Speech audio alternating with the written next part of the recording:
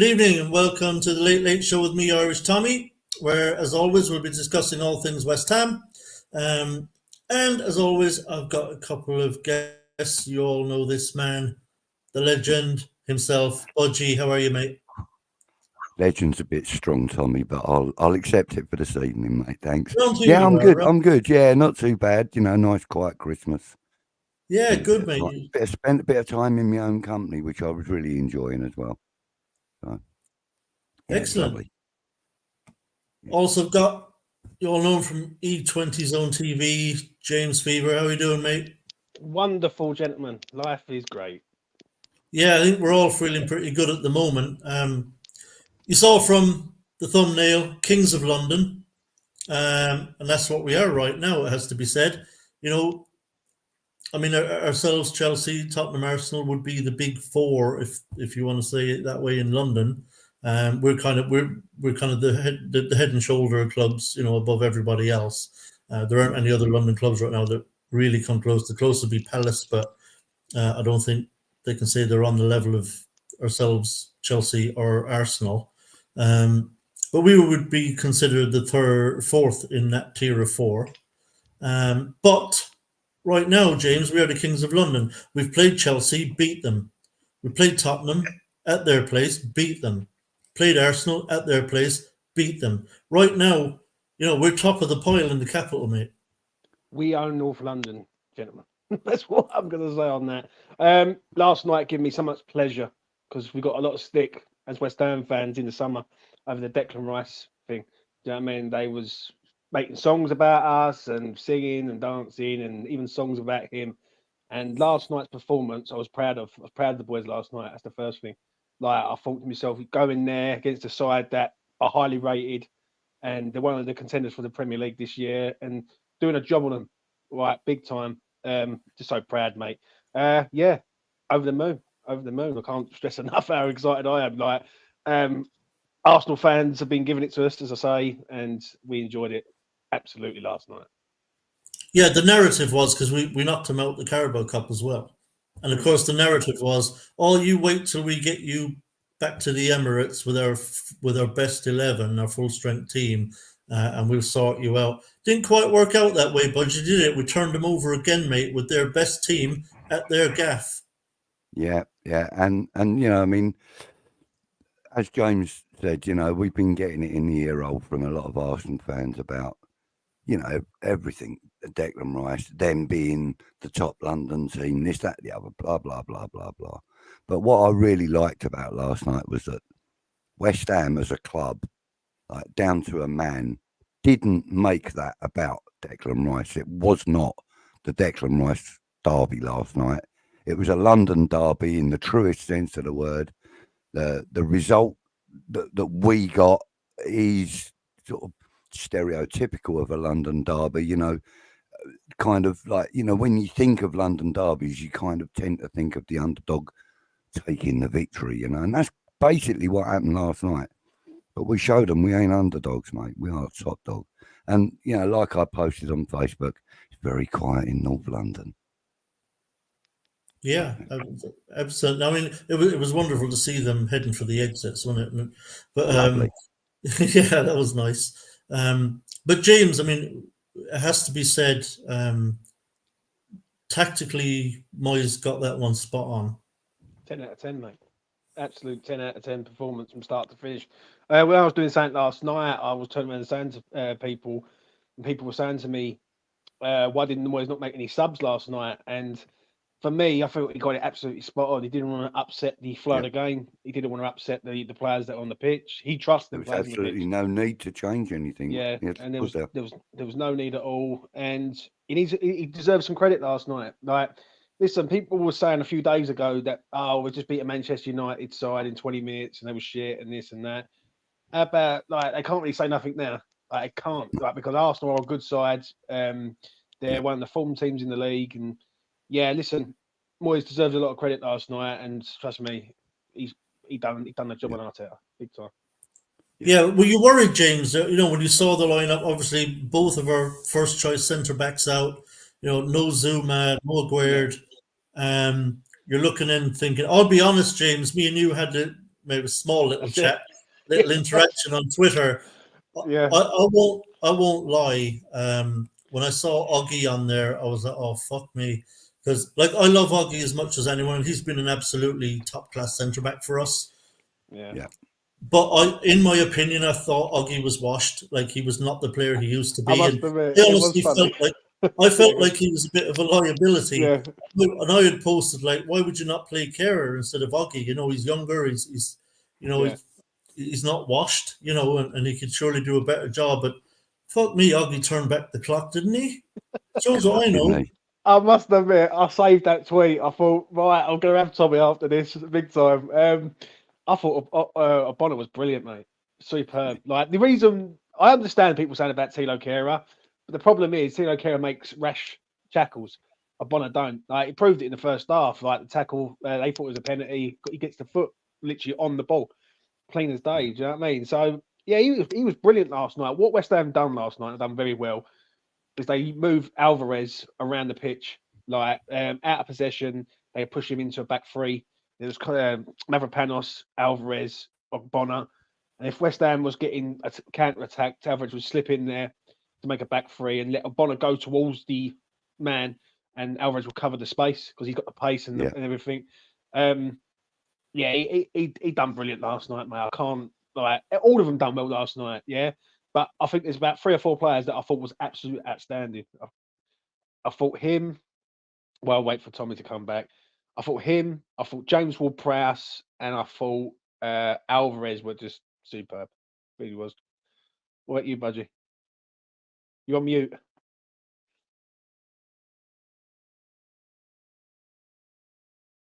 Budge, get yourself off mute, son. Well, it looks like it's just me now, people. Dear God, what's happened to these people? What's going on? Right, I'll carry on while I wait for them all to come back. Right, what we got? Let's have a look in the chat. This is awkward, I must admit, but it is what it is. North London tears are beautiful. I agree. Listen, I really did. Like last night, while I wait for Tommy to come back, I was just proud of this team last night, mate. That's one thing I will say. Like, never thought I'd see West Ham go to Arsenal and win. And not just win, but we won well, really. I know they had shots, but they didn't really do a lot with their sort of shots. E20's E20 show. I'm sorry, mate. I don't know what's going on here. You know what I mean? I come on for a chat and now everyone's just disappeared on me. But listen, get your comments in the comment section. Oh, Anton thanks me for this another time. Right. But yeah, get your comments in. Let's have a look. Welcome to E21 TV. Yeah, I know, mate. I know. I was over there and we were also 2 up, 2 down hammers. Hope you're well, mate. Yeah, we was.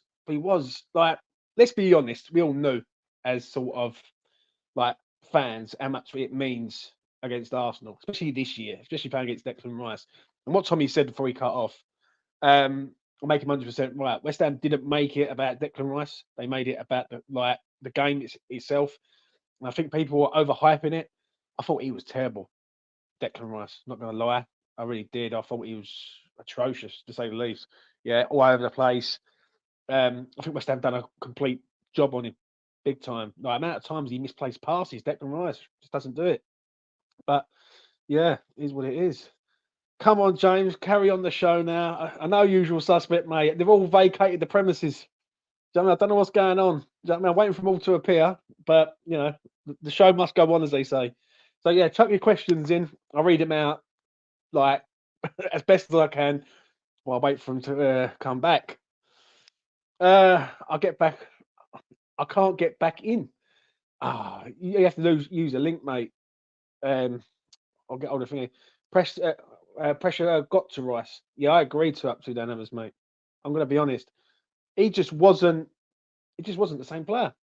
It just wasn't the same player last night. What I noticed with Declan Rice last night, and something Alvarez done last night, which I thought was brilliant, is he was reading when Declan was going to go on them bursting runs, and he done a bursting run in I think it was the first half, yeah, and he literally marshalled him all the way over to the corner flag, and then obviously went out for a corner kick. But I thought Alvarez last night just showed like the talent of the man, and also I think James Ward-Prowse was just an engine, absolute engine. So yeah, it was pretty damn good. I'm going to be honest. Right, let's get you thinking.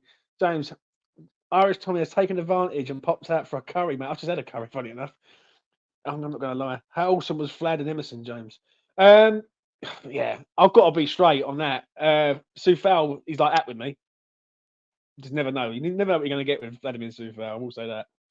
Yeah, but I thought last night his positional play was excellent. I thought he handled Saka. No, Martinelli. Sorry, he handled Martinelli brilliantly. Yeah, every time Martinelli was going one-on-one with him, he would always push him infield, and then Thomas Souček would be there basically. And the two Czech boys done really, really well last night. Obviously, Souček got the goal, but yeah, Soufal was decent last night. Positional play was good. Heading ability was good. Yeah, man, I was impressed. Emerson is what Emerson is. He's a good player, very, very good player. £13 million worth of player. So there's nothing really to complain about with him last night. His ball carrying skills, or from a left hand side, is excellent, and that's the problem with West Ham currently right now. If you take him out of the team, who else have we got? Like, we haven't got no one else who can sort of do what Emerson can do. So that's a bit of an issue for the January window, but you know, it is what it is. Right. What we got? Question: shepherd's pie or cottage pie? Sorry about that.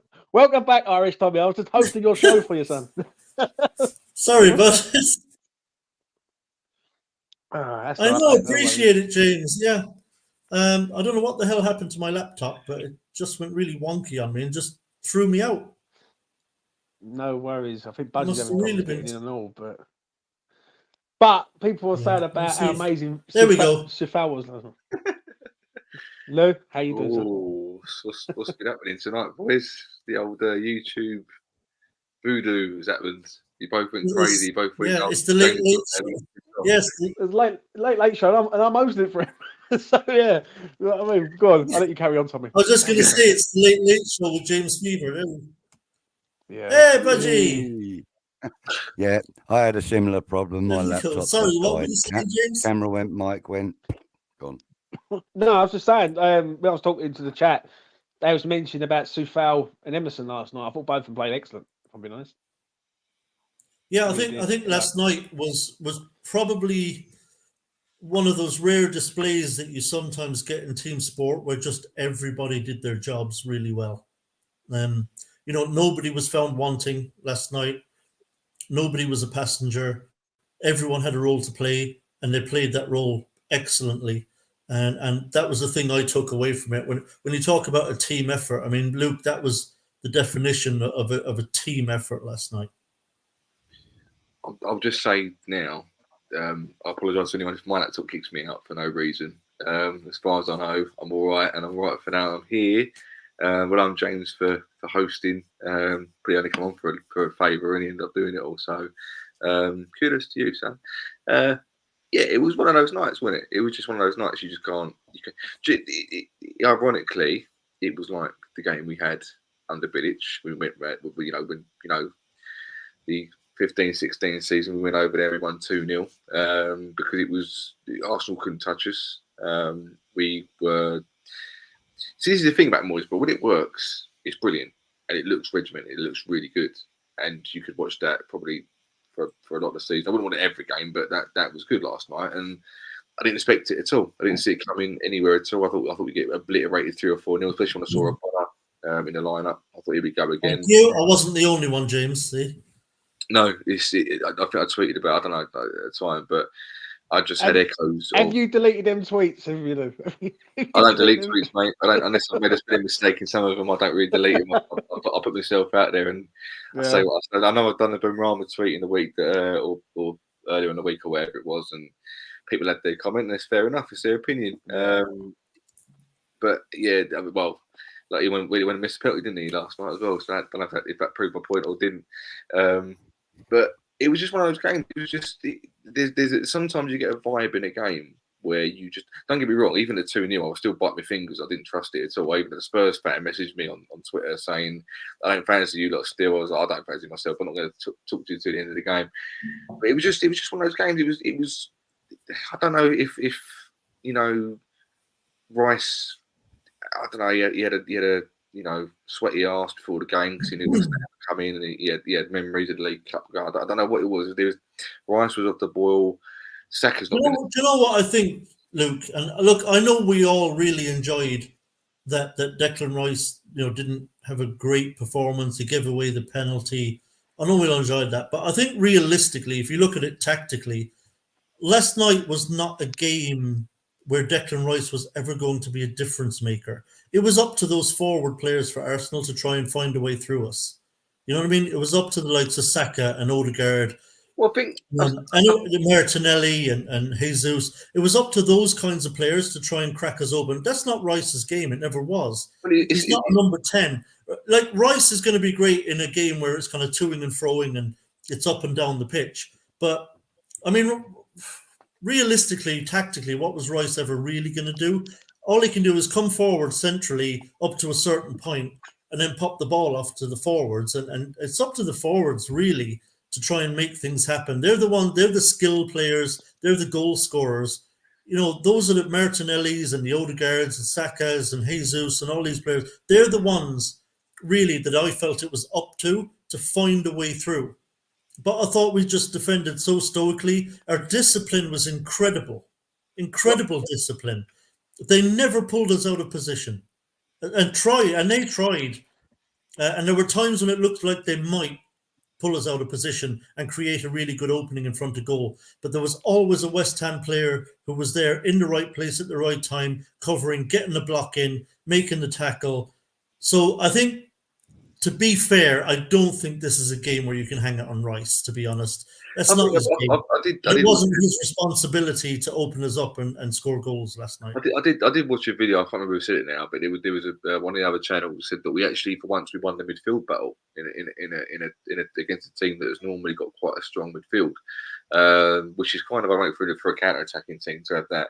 But Alvarez was all over the pitch yesterday. He had a fantastic game. But I think also in regards to Ogbonna, what helped was the fact that we were defending so rigidly as a unit. He wasn't left at any point to have to defend on his own completely. He had a man next to him at every one time. If he didn't feel like if he stepped out of line, they'd have a free roll to go roam past him and try and score. So he had the help that he didn't have at Liverpool. Basically, that for me. We defended a lot better than we did at Liverpool.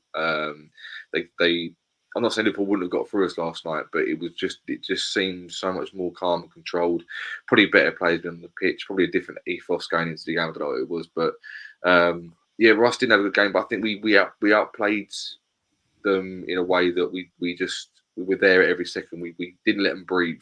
And Arsenal, and this is the ironic thing. This is the really ironic thing about calling managers one-dimensional, because for years Arsenal have been a team that plays great football, but they can't seem to get past teams like Burnley's and stuff who just do the long ball, or they're hard to break down. And they like their passing, Arsenal, but they can't switch it up at any point. They can't just chuck a few balls in the box like another team might do. And it's been their downfall for years. And ironically, yes, I think with a manager like David Moyes, why we haven't tried to beat them properly like that all the time, because you watch that sort of game, you think, why can't we play like this every week? Why can't we go at teams like this, like the top 4, top 6 teams away from home like this all the time?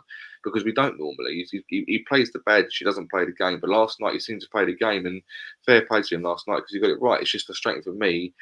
He doesn't do that on a consistent basis, in my opinion. But there you go. Yeah, what did you feel about the performance last night, Budgie? Fair enough. Sorry, mate, I missed that. How did you feel about the performance of the players last night? Well, I got to be honest. I thought they all put in a shift. I thought they were all like working for the same end. There wasn't really any.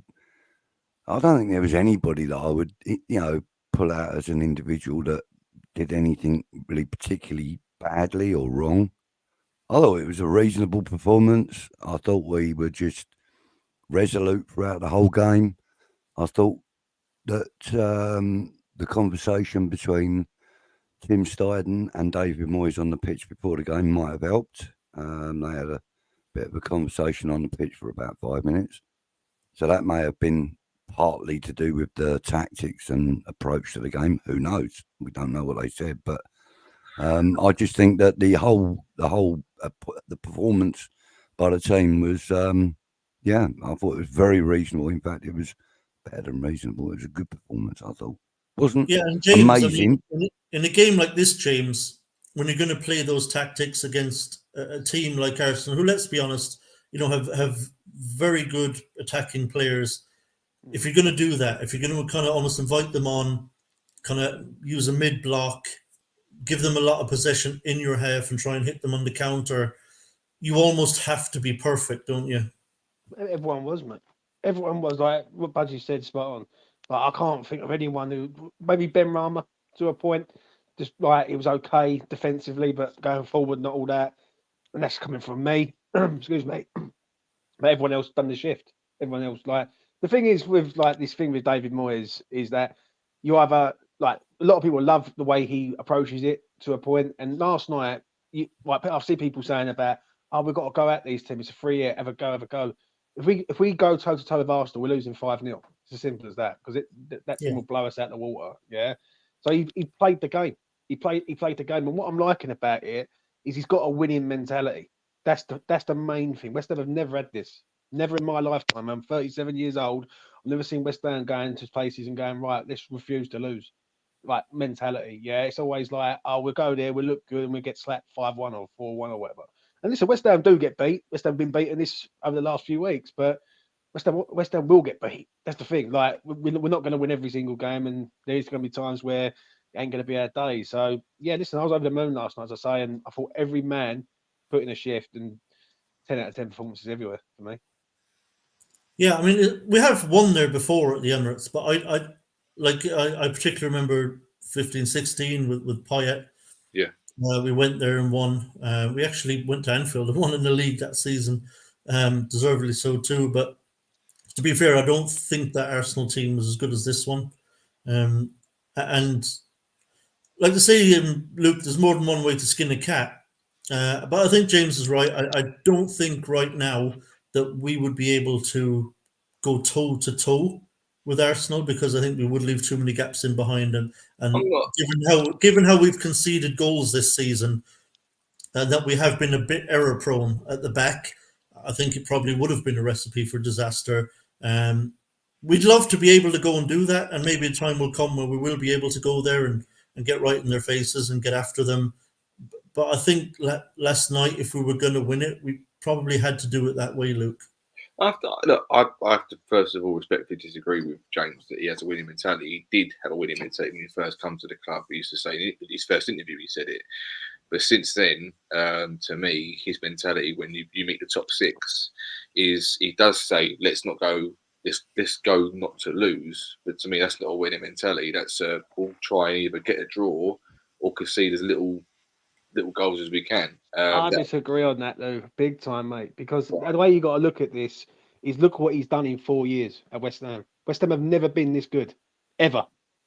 Like they've never been consistently this good over the last 4 years. Like, tell me another time where they've been. You're right. I thought you meant just like a season, but listen, I understand what you're saying. Don't get me wrong, yeah. And David Moyes has his flaws, and I agree with you. But as right now, as West Ham fans, right, I'd love to go and meet someone and say, tell me another time where a manager's come in and been consistent, 6th, 7th. And yes, last year, I remember coming on doing like YouTube or my channel and this channel and other channels and all, I said, I can forgive him last year because he gave us a trophy. Right? I can forgive that because I could accept any 14th place finish if you're going to deliver me a trophy. Right. This season proves that last season was a blip. It really does. Yeah, and one thing I've said to you actually in the past, James, is that look, no one, I don't think very many people would suggest that Moyes' style of play is easy on the eye. Great. It isn't. And I know I've said to you in the past, if you're going to play this kind of football, in order to justify it, you have to get the results, because you will lose the fan base very, very quickly if you're playing that way and it's ineffective and you're losing games and you're not doing well in the league. So I think you're seeing the turn, and it turns around so quickly. I remember after the Fulham game, and particularly after the Liverpool game in the Carabao Cup, it swung the other way on Moyes. And, a lot of people, he lost a lot of people after that Liverpool game. He'd already lost me, but I thought that was a disgrace, and I still do. I haven't forgotten about that. But the fact that he has then beaten Man United and Arsenal in successive league games with clean sheets. has basically made the flip-floppy people just completely forget about the Liverpool thing. And now they're completely back on board with Moyes, and he's great and all this. So I think the thing is, if you're going to play this way, it's got to be successful in order for it to be justified, and in order, I think, to keep enough of the fan base on board with what you're doing that your job will still be tenable. Would you agree with that, guys? Well, I'm not saying he's not like that, but I was trying to get. What I was going to say before you moved on a little bit was that that's the first time he's beaten a top 4, top 6 team away from home in his career, boys. So it's not like he's consistently doing that. And my point is the fact that he's. When I say he plays the badges, and he no matter how poorly Man City, Chelsea, Arsenal, Man United are doing, he fears them no matter what. Now, this is what I'm saying. This day was like a really strange, like. I don't mind that football away from home against top 4 because, that's, like you said, James, that's the only way sometimes you can play against them. And if you're going to play like that all the time against these top 4 teams, top 6 teams, that's fine. Because not only did we defend really, really well, we attacked really, really well. We attacked with just as much vigour as we defended. And that has not been the case a lot of times this season. Away from home, full stop, and at home sometimes as well. I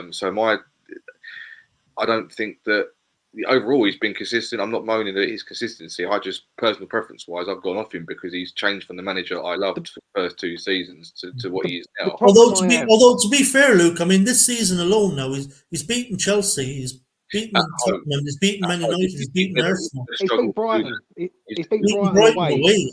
Yes, this season is like the season where hopefully he's changing an ethos because, but this is the thing as well, is that a few weeks back Fulham we lost 5-0. Liverpool just over a week ago everyone was saying that he's disrespected the fans, he's done this, he's done that, and this sums up David Moyes. He's short-sighted. Doesn't want to go for the problem you've got, Lou. Do you know what it is? I know we can debate this. So I'll let you in a second, James. Yeah.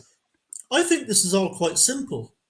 I think the difference this season is that front 3, that Bowen, Kudus, and Paqueta. That front 3 this season is unbelievable. It's one of the best in the league. Didn't have Kudus at Brighton, no. Kudus is playing out of his skin. Unbelievable player. Paqueta playing in a more advanced role when he drifts in centrally, particularly, and plays in that false 9. Those 3, I think, as a front 3, I mean, it's as good as anything in the Premier League.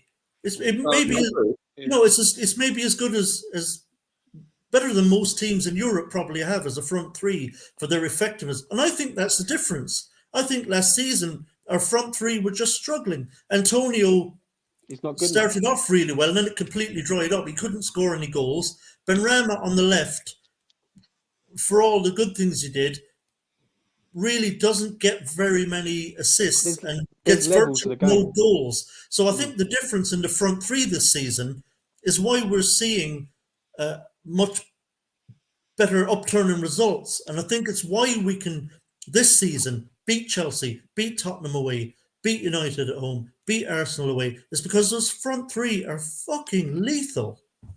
I agree. Absolutely spot on what you've just said. Right, I understand what people are saying about the away form and everything. We've beaten Brighton, Chelsea, Spurs, Arsenal. Like, we was unlucky against Brentford. Yeah, if Antonio puts that goal in, that's 3-1. That's game over. Yeah, right. Newcastle. Yeah, at home, we should have won that game. If one of their players should have got sent off, doesn't get sent off, ends up being a 2-2 draw, and could have saved the day for us. That was one of the worst decisions all year. How that's not a second. Don't get me wrong. And I will be honest. Moyes has been a bit of a prat on certain things. Like Everton at home, it was poor. Palace at home, it was poor. Liverpool away in the cup, absolutely atrocious. I get Fulham that. Away. And even Fulham away. Yeah, you can say that and all, right? But the way I look at this is that when you leave Upton Park to go to Stratford, I think people still want us to be like that Upton Park team. Yeah, and I love that, Gaff, with all my heart. Yeah, but we've moved now. Like, and I've had to accept it hard. Yeah, we've moved to the LS. Our mentality has to be about winning and like winning at all costs. No, I'm not denying it. And listen, I get it that people want style of play, people want to look good and everything, yeah. But it's like having a Ferrari. It might look good, but if it's got no engine, then what's the point? Do you know what I'm saying? Yeah, It's just sitting there. I had this conversation. Well, I've been having this conversation all day pretty much because there was a thing on TalkSport, I think it was on Facebook, and it was immediately someone said, "Oh, well, you know, if you want good football and to win as well, you might as well be a Man City fan." I said, "Hold on, you wouldn't say it to a Brighton fan or a Villa fan or a Tottenham fan now, the way they are." I think it's because West Ham have never known consistently to play well and win. It seems something that we can't experience, we can't do, we don't know that, so that's not something we're capable of. And I think that now I wouldn't have personally had faith in it until Steidten come along, because I don't think any manager would want to work solely for Sullivan. I think David Moyes is probably the only person that could probably do it out there and get what we can. And I probably wouldn't have been that eager to get rid of him if Steidten hadn't come along, because now I feel like he can bring in someone and you know, the players he's brought on, it's a good start. So I'd be less inclined to get rid of David Moyes if, for example, Steidten had to come along. It was just Sullivan working the ropes. But for me, we've moved to the stadium. I've always had this kind of thing since we've moved. It was the owner's idea to get us into the stadium. It was their whole thing of, we're going to move to a new era now, West Ham. We're going to be consistently fighting for Europe. We're going to try and, you know, become one of the top 6 in the country, which is what we're doing under Moyes. We're slowly getting there. We're getting there as well. But David Moyes has not always played bad football. This is what I was trying to get at. This is kind of the argument I have to put in every time I try and say this, because I loved Moyes when he first came along. During COVID, I thought we were a fantastic team. We played really good football. We were winning games. His mentality was about winning. Every time in an interview, he was saying things like, well, we won, but we could have played better. And he was always asking more of the players, and he was getting Lingard in and playing great football. I loved it. It was fantastic. And then it was in the last 2 seasons, I think we got knocked out of the Europa League, and people was questioning the league form at the same time and stuff like that. And he was sort of going, rather than going, yeah, we can do better, he was going, well, yeah, okay, but look how well we've done so far. And his whole mentality changed, and his team selection went downhill. Souček was always playing even when he didn't deserve to play. So that was where now, hopefully changes back. Hopefully in the next 6 months he'll become the manager that I loved. But when Steidten gets these players in, yeah, then I will agree with you. Yeah, Steidten's got 4 players in, or he's got 3 players in. Yeah, but 3 players doesn't make a team. No, it doesn't. It's a start. And it doesn't make a squad. Yeah, when people keep saying West Ham have got this amazing squad, it's the biggest load of bollocks I've ever heard in my life. Ever. It really is. Yeah, we've got a really good 11, but we haven't got an amazing squad. Like, when you go through that squad, we've got a lot of aging players. We've got a lot of players running down their contracts who can't get in the side. Benrahma, I've backed up for years, is not good enough. And what Tommy said earlier on is absolutely spot on. There's levels now. Yeah. There's Mohamed Kudus is there. You want someone who's there with him. You don't want someone who's there. That's the thing, isn't it, James? If you want to become a big club, you've got to have a big club mentality. You've got to have a big club budget. You've got to have a big club approach to every single game. You've got to have a big club approach to your transfer, policy, ins and outs. Yeah. You know, if you want to be a big club, you've got to act like a big club. And that's to me, Budgie, with all due respect, while David Moyes is not a big club manager. No, he's not. But he's always been with clubs with a large fan base. And, you know, that's the thing. It's sort of given him, I think, perhaps, given him kind of like a big club sort of like hangover, if you like. You know what I mean by that? It kind of, he thinks he can do it, but he's not able to, you know. And the thing is, I mean, I don't want to sort of come out right and say I think that Moyes should go or I think that Moyes should stay.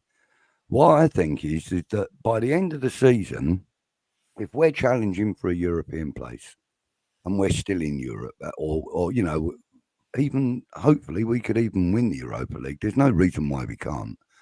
You know, if we manage to achieve something that us as fans believe is, you know, justifiable of him getting another contract, I'm fine with that. I'm absolutely fine with that because,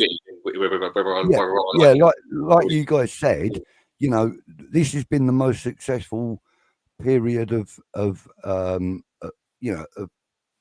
success, if you like, in the club's history. You know, I mean, we've been stable for a good 2 or 3 years now. Yes, we've got some players that we want to replace, but you tell me a club that hasn't. Yeah, And, you here's know- the problem I have, Budgie, right? Here's where I think the issue we have comes when we're talking about the bench. Moyes does not rotate very much at all. No. He even uses substitutions very sparingly. And so the problem we have is, look, we'd all love us to have a very strong bench.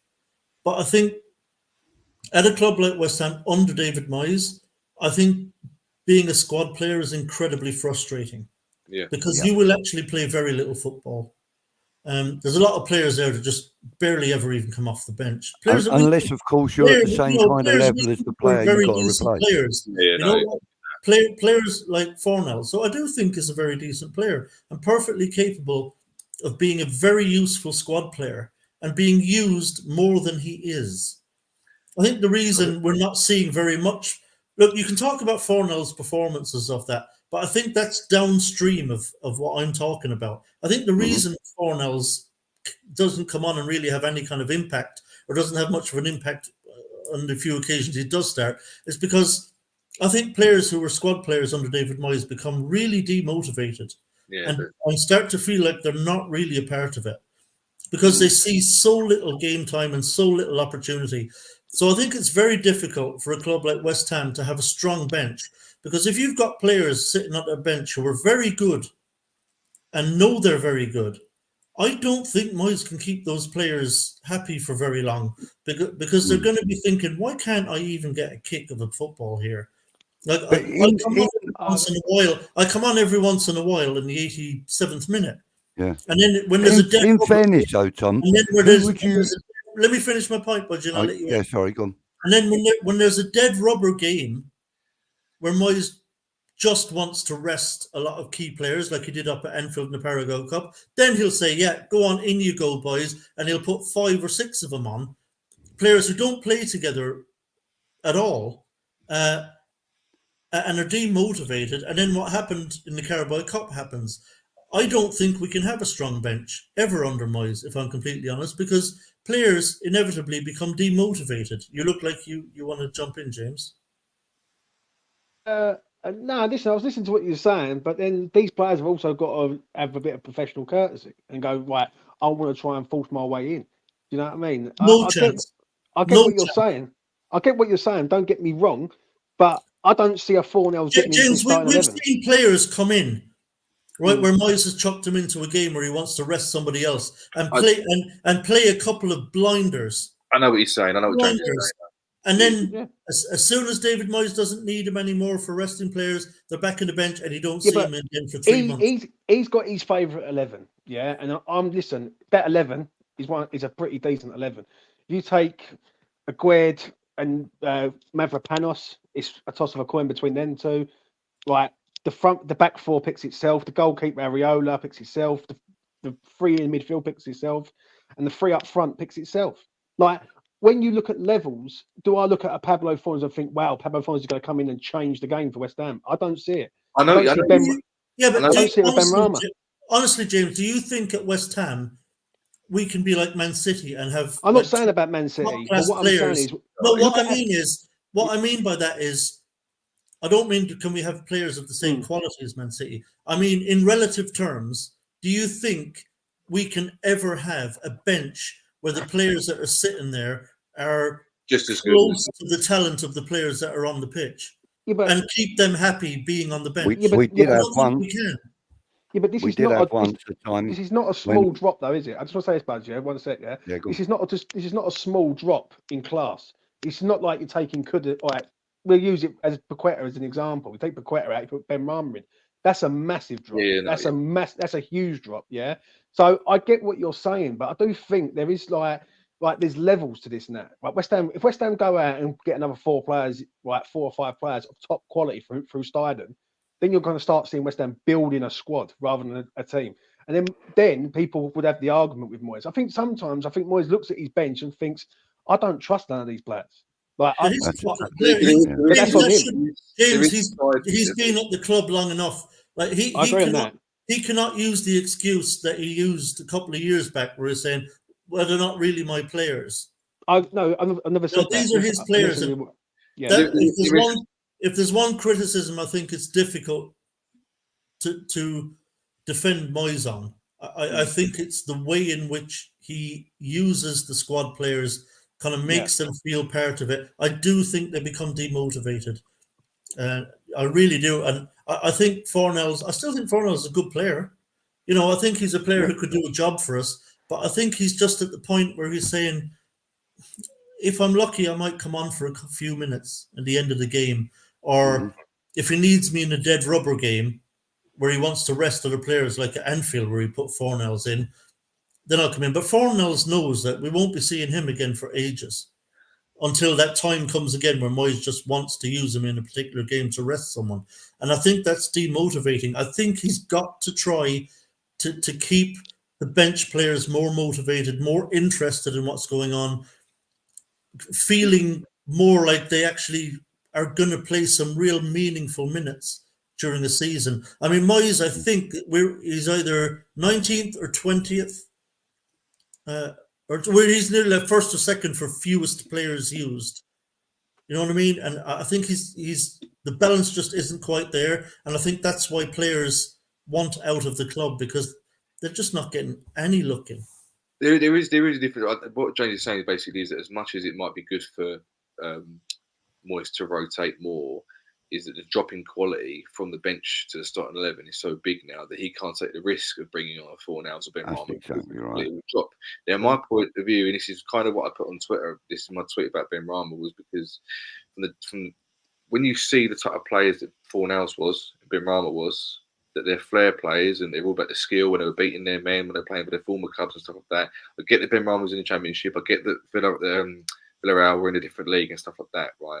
But if you are moulding these players into players that you want them to play, he wants Benrahma to be more of a defensive player than he ever was. He wants Fornells to be running around tirelessly, trying to, close down players rather than do the flips and the tricks. You basically take away the main aim of their game. Now, for the last 4 years, if Moyes had gone to both Fornells and Benrahma like he did to Lingard, here's the free roll, lad. You go and express yourself, do what you're best at, and kick on. If they weren't good enough, they weren't good enough. But they've never really been given that allowance to go, right, I'm going to do what I've been doing for Brentford, I'm going to do what I've been doing for Villarreal.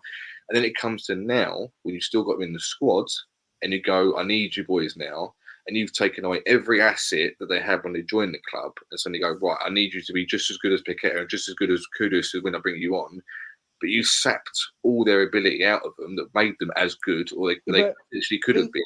He would never be as good. Like, listen, I backed Benrahma up from minute one. I'm not saying he would have been, by the way. I'm just saying that he would have might have been a good now, a better player now than he is, because he looks. I don't think so, mate. I don't think so. I think Benrahma was at the level at the time where West Ham needed him, but West Ham have gone up levels. Yeah, I agree with that. West Ham have gone up to a different platform to where Benrahma is. This is what I say on E20. West Ham are there. Benrahma's on the floor. My thing is that, okay, that's fine, but Benrahma for a good few years hasn't been at that level almost at all. Like, even when Lingard come on, Lingard was streets ahead of him. But if, say, for the COVID times I'm talking about, the year we qualified for the Europa League, and he was looking pretty good when we first qualified for the Europa League, I'll give him that. But he slowly dropped off. And whether that was because his attitude or he just wasn't at the level consistently, I don't know what it was. But another point was, the last season we didn't have a great season last season, and he was one of our best players. So it probably said more about him than it does the rest of the squad, or vice versa. But it's not just Benrahma; it's other players as well. And what I'm saying is, for my opinion, right, Ben Johnson was really good against Liverpool. I'm just going to put that out there, right? In my opinion, he was, and he's a very versatile player across the back line. If you're going to coach anyone to become one of your mainstays in the club, I think you coach Johnson. The problem is, I don't believe Moyes coaches anyone. I think he just goes, right, you can do what you go out there, you go out and do what you got to do. Paqueta would never let him tell him how to be as a player. That's how he is. See, I disagree on that, because Bowen's the man Moyes brought to the club. He is, and he's the one player that he could mould to be who he is, and say, right, you're going to run around and do everything you need to do.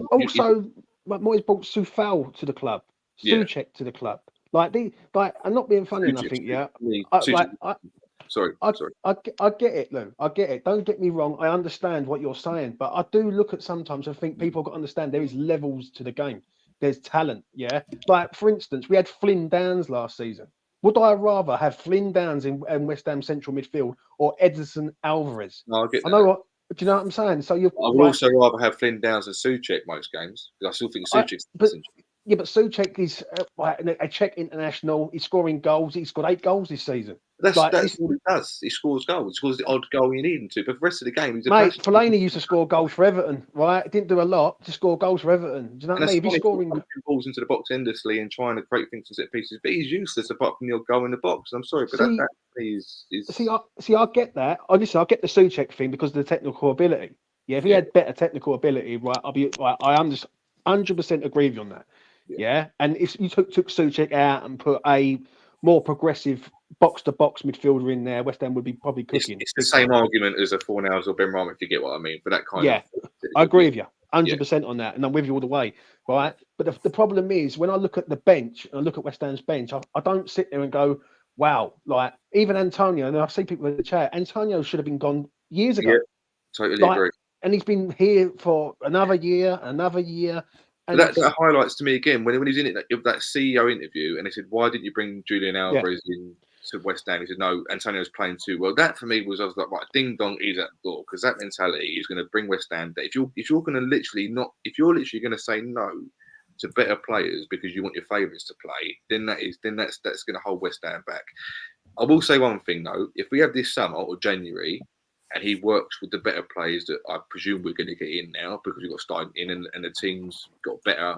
Caduce's come in and Alvarez are coming. If he gets these better players and he works with them and we see as a squad it improve and it grow and it mould and it evolve and he works well with those players just as well as he does Caduce and Paqueta, I'll hold my hands up and say, do you know what?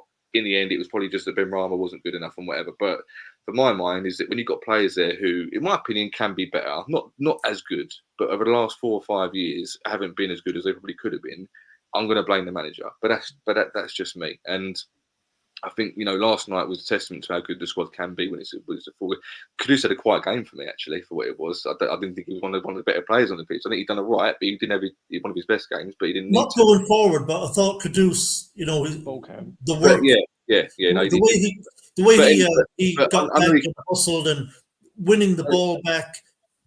I know running downfield with the ball, bringing it into Arsenal's half, winning as a throw in Arsenal's half. And I thought he had a tremendous game in that sense.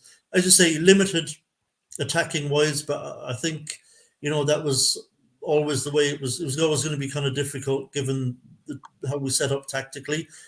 But I thought Caduce put in a massive shift. I was really impressed with him. But I thought as the game went on, Caduce started to come into it more and more as an attacking threat in that second half. Kind of particularly in the last kind of 30 minutes, it started to look like Caduce was getting heated up, getting forward now, and that he was starting to carry a threat in the final third. But I thought overall, I thought Caduce was really good last night. There was no bad performance last night, but I agree. Yeah, attacking wise, he didn't have as many opportunities maybe to get at their back line. Just saying on that note, James, I do understand where you're coming from. I just got my own opinions on it. That's all it is. No. Listen. I respect other people's opinions. People might have a different opinion on me, but that's their opinion at the end of the day. Like, it's up to them. But the way I look at this is that West Ham have just gone up levels, just gone up different. Like we look at Mohamed Kudus and what he brings. That's a man who's top quality talent, yeah. And when you look at the players that we've got, like a Cornet, do I see it right? Cornet was good at Burnley, but he was good at Burnley. Like Mohamed Kudus is doing it for West Ham, and he's doing it for Ajax. And this is I just think a couple of windows, whoever the manager is. Listen, right? It's not about Moyes in, Moyes out, and all this crap. Yeah, because the fan divide is pathetic. If I'm being honest, I've never seen West Ham this divided over a manager, in my life. Yeah, but. The one thing that people have got to understand that when you take out a player and you put another player in, the team drops in ability, yeah. And maybe Moyes looks at it and thinks, "I've got to win games to keep my job." Like people don't look at it like that. People go, "Well, you put in for." Do you know what I'm saying? So that's what a bit was saying recently. That when Alvarez went out, that's when we looked like shit because he wasn't there. Last 3 games he's played in the league or something. The goal, so. That's levels as well. So I do agree. It's interesting how far we have come. I've just got my And it's kind of thing because you kind of, I don't know why, but I feel like I get exhausted trying to explain the same thing, and I think to myself, am I just being stubborn? Am I just being? But then I'm thinking, no, I've got a point here, and I think both sides, vice versa, the Moyes in and the Moyes out, are just as bad as each other. The extremists of them. I think what it is, I just want to say this, and I'm going to I'll shut up, right? The problem is with the Moyes in, Moyes out situation, it's generational for me. It really is. Yeah, people, and I said this to someone funny enough tonight. I was over the Dogs tonight in Romford, and I was talking to someone over there, and they said what it is that you've got a lot of younger fans who idolise Moyes for what he has done at West Ham. Yeah, growing up, seeing West Ham as they are, under Pellegrini, under Village, etc., getting to Moyes, getting into Europe, winning the trophy, they look at this man as like a hero. Yeah. Now, I use this as an example. If I walked into a pub in Custom House, Canning Town or Plaistow, and started slagging off John Lyall, Ron Greenwood, and Bobby Moore, I wouldn't live to get out that boozer. I really wouldn't. I'm being straight. Yeah. I know a few people in East London. Yeah. Now, for me, when people slag off Moyes, yeah, it's not them not liking Moyes that people get the ump with. It's the way they do it. Yeah, that's the issue that they have to a point. Now, I've got respect for them greats. Bobby Moore, Ron Greenwood, John Lyall. Never seen them play in my life, never seen them manage in my life, but I respect them. And I think what it is with the Moyes situation, it's a respect thing. I've always said this, it's a respect thing. You can not like Moyes, you can want Moyes out. But some people like literally despise this man, like he's committed an ultimate crime. And a lot of younger fans look at that and get insulted by that. It's just as simple as that. Yeah. Well, actually, something I want to get into, if I can, I'll bring Budgie in here because he's been listening intently for a while. Obviously, we've got obviously we've got a transfer window around the corner. Yeah. And we're being linked with a few players, particularly strikers.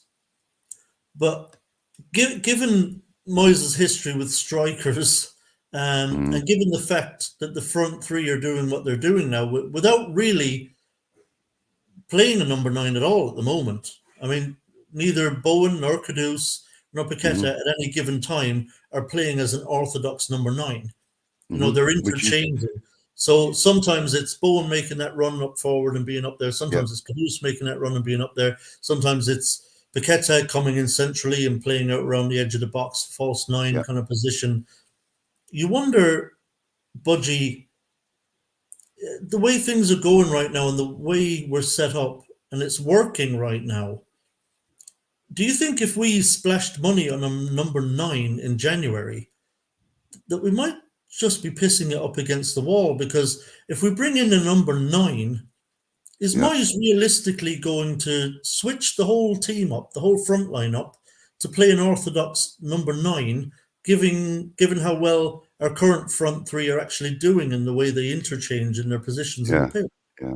I mean, 2 or 3 points on that, actually, Tommy. I mean, first of all, I don't think David Moyes would actually be looking for an outright number 9. I don't think that's the style of football he wants to play. He likes attackers. He doesn't particularly like strikers. That's how it sort of has panned out in the last 3 or 4 seasons that he's been, five seasons that he's been in charge. I don't think he particularly wants a striker as such, but he does like attackers. He likes adaptable, and he likes players that really apply themselves to attacking the goal. I mean, let's be fair.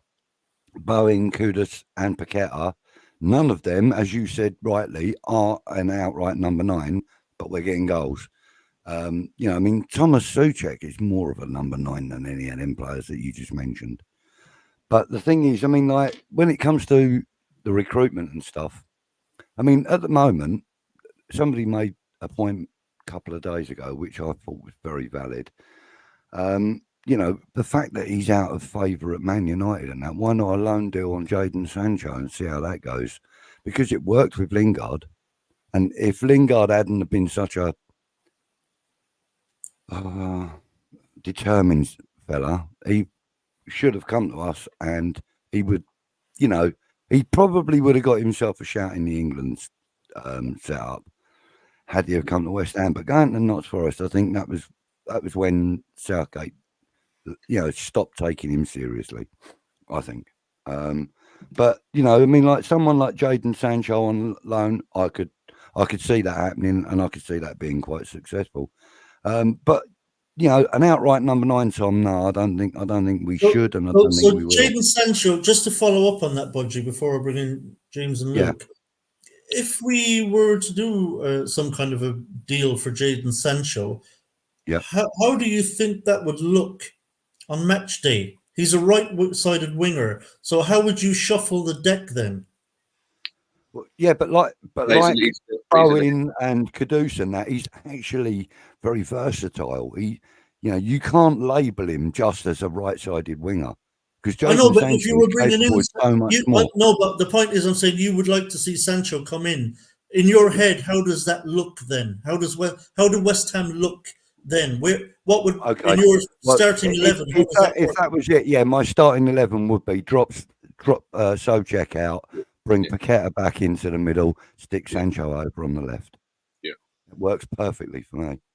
I mean, like you said, he's a right-sided winger. Why not be a left-sided inverted winger? We play that with Bowen, you know.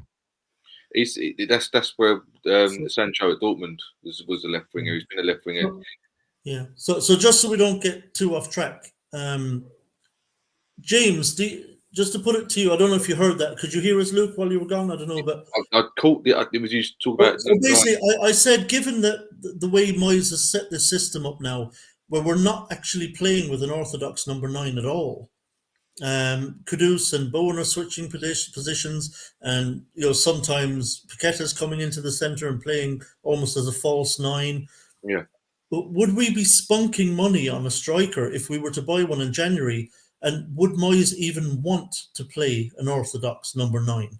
Yeah, I don't get the striker argument because since Moyes has been at West Ham, he's got the best out of wingers converted to strikers, and Arnautovic was his perfect striker because he was perfect winger come striker because when he came to the club, obviously no one knew he could even run because he was that lazy. Moyes put his arm around him. I don't know what he done to him, but it was almost overnight. He was running, tearing around everywhere, strong as or not, scoring goals. Antonio replicated that for a little while, but he's obviously got the ball since. But I don't think Moyes doesn't, historically work very well with strikers. I think if he does, they're battering rams. Like you said earlier, James, this Fellaini is a battering ram. He's not about outright goal scorers. He's not, forget about you. Unless you've got, that Jonathan David, who seems to be quite strong and quick as well in the French league. He's not about that, and I wouldn't want to go. It would be Scamacca and Haller all over again if you went out and got a striker again. I just think that if you're going to have, and this is what I said. Even though I'm against, I'm Moyes out, whatever you want to call me. I've always said as well, if you've got the manager there at the time, you back the manager. If the manager wants Maguire, if he wants McTominay, you go and get McTominay. You go and get the players that the manager wants. If it doesn't work out, that's the manager's fault because you've asked for players and got the best out of them. That's it. That's how it goes. So if you've got a manager like David Moyes who's managing to get goals out of a winger in Jared Bowen and Kudus scoring goals and Paqueta chips on your assist, then go out and get a fucking good winger. Go out and get a Jadon Sancho and let him put his arm around him like he did Lingard and get the best out of him. Go and get the player that he thinks is going to, The only thing is like being Badger just said, the most likely player, I think, if you ask any West Ham fan who comes out of that team to accommodate him, is Souček. But he seems to have this unchanging favouritism towards Souček. No matter been what, Fellaini'd. you can't almost. You have to switch everyone else around to fit them in, and the most obvious thing would be Paqueta because Paqueta, plays in that midfield role for Brazil, whatever. He's an attacking mid or he's a mid, loves a tackle. There's no reason why he couldn't play that role. It's just about switching it around and accommodating players. But it's just this is where it kind of hinders us because I like Souček for what it is. I just think that he lacks a lot as a midfielder, especially when we're trying to play which we have done in the last few games, which we try and play our technical football. Against Freiburg, for example, he looked lost. He looked like he couldn't trap a ball because we were playing really good football. We were playing triangles, passing.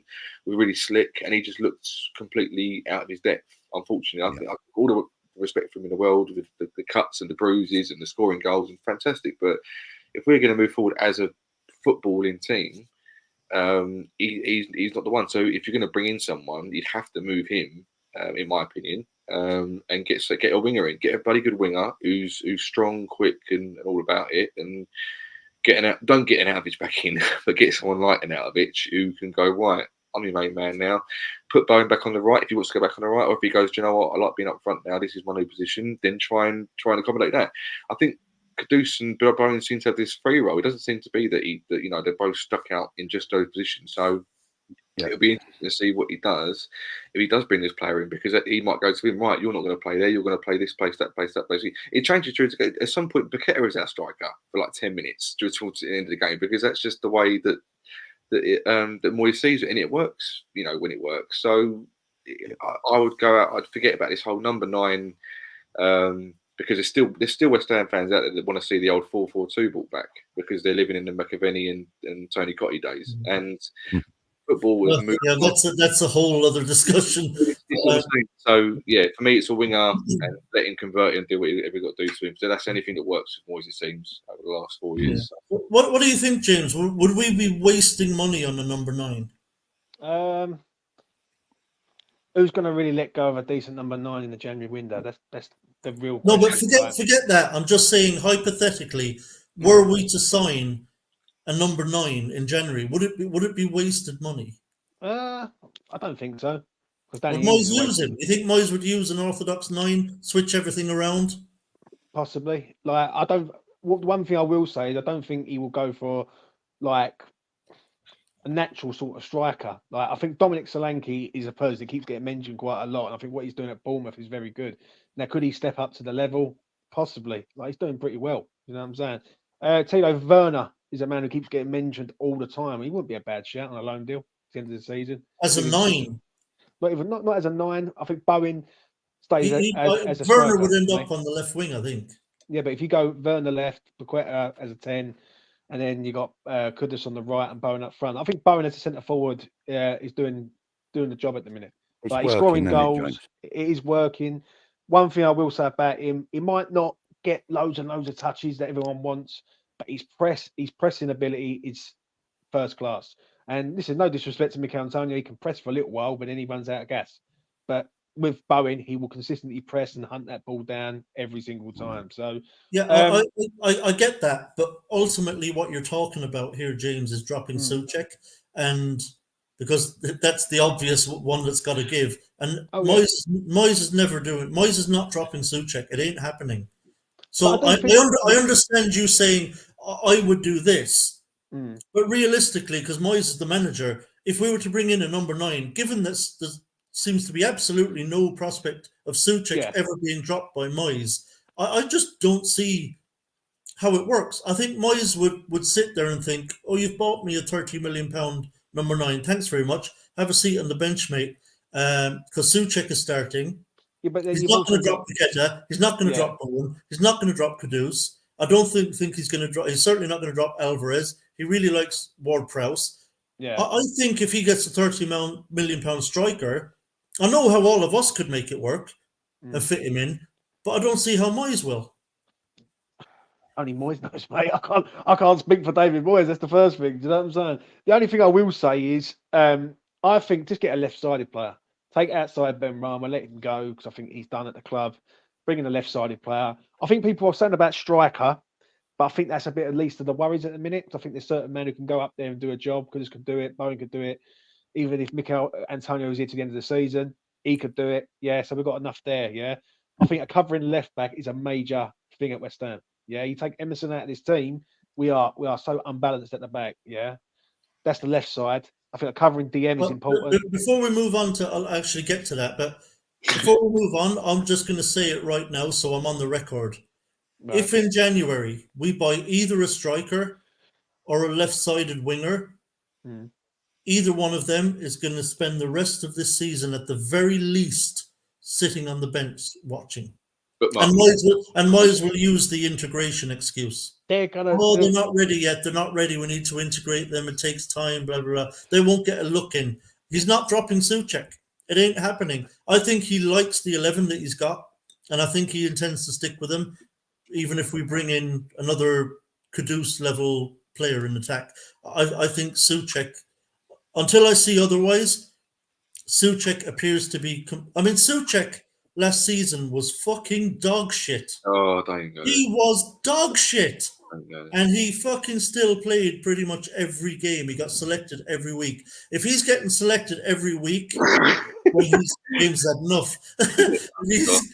If he's getting selected every week when he's playing dog shit, there's absolutely no chance he's getting dropped when Moyes feels like he's playing really well. I think any player in attack we sign in January will spend the second half of the season sitting on the bench watching. That's my opinion. I think it's pointless spending money on that. Clip it, people now. Clip it, bookmark it, do whatever you got to do. They'll hold you to that, mate. Sorry, James. You were saying about Emerson. No, listen. I understand what you're saying. Don't get me wrong. And Moyes needs to use other players, but for me, I don't worry about Moyes or Steidten. I worry about the owners of this club come January. Because if the owners of this club look at this and go, "Oh, West Ham are doing all right. We might not need anyone," yeah, that is when it's an issue. Yeah, 2 years ago, the same thing happened again. Moyes was at fault 2 years ago for Alvarez. Yeah, but the ownership of this club have got to show ambition. That's as simple as that. Yeah, if you want to compete at the top end, you've got to pay some money out for some players. If Arsenal, Villa, and other teams can do it, so can West Ham. So for me, Kadinsky and Sullivan have got to get it done. Like if it's 2 players, if it's 3 players, even if it's 1 player, yeah. If it's a man that Moyes wants or a man that Steidten wants, go and get him.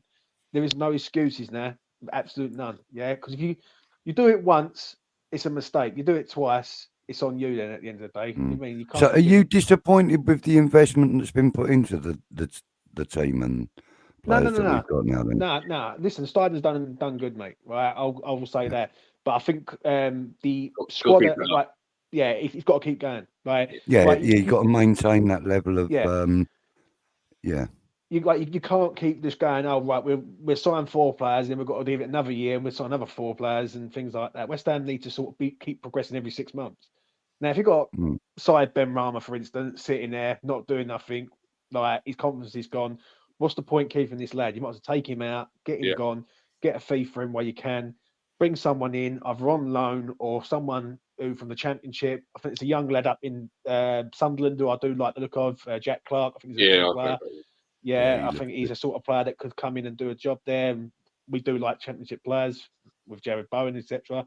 So, listen, I want West Ham to invest and be the best they can be. But the problem is, right, just don't go out. I fear with the owners. That's the problem with me, Budge. Yeah, I really do. Because we all know what these owners are like. 1 minute, when they see that West Ham are doing okay, sometimes they go, no. We ain't giving you. Yeah, they take their foot off the gas, as it were. Great. Do you not feel though, James? Do you not feel slightly more comfortable now? We've got Steidten in there to go. Wait, no, none of that. You're going to spend now. Listen, I haven't got to worry. I haven't got a problem with Steidten. It's the ownership I've got the problem with. But I think if the owners, Sullivan now or Brady, if they did try to go back to their old tricks, Steidten would go, right, any of that, I'm off. I ain't sticking around while you're rolling your pennies to your pocket. Yeah. That's it. So I think even if Sullivan did want to do that, he wouldn't be allowed because he'd be like, "No, you'll do." I think the ironic thing is we did spend really well, but we had the luxury of selling a player that was worth at least like majority of the money we spent. So if we now go into I don't know January or next season, and we're not going to sell a player that's worth that, we're going to have to spend that just on its own. Don't get me wrong, Lou. Don't get me wrong. I'm not asking West Ham to go out and spend another 100 million in the January window. I really am not. I think every club needs to do it. I'd love it, but I'm realistic. So let me ask you then. Let's say for a second, you guys are in charge of the purse strings and who comes in. Yeah. I'll start with you, Luke, and then we go Budgie and then James. Luke, what positions would you target in January to upgrade? Well, first of all, I know people are going to laugh at this, but first of all, it's a centre back because as much as with laugh at the wrong to say after that. Sorry. First of all, I'm not personally sold on Aguerd. I did like him when he first came in, but he's very, for me, unreliable. Bit of 50-50. He's got a mistake in him. He's been slightly better last few games, but I don't think he's all that. You know, he's been here a season now, and I'm a bit shaky with him. Zuma, I think, is a fantastic. How that geezer plays at the top level with one leg, I don't understand. It's mad, and he's ever reliable, and you know, it's brilliant. But he's never normally injured, and when he can't make the game that you would think that he would make, i.e., you know, he can't play 2 games in a week, can he? So this would be, oh, am I got that wrong? I don't know what it is now. So that's a worry. This that you know, it might be a quick injury and he's back the next game. Hopefully he is.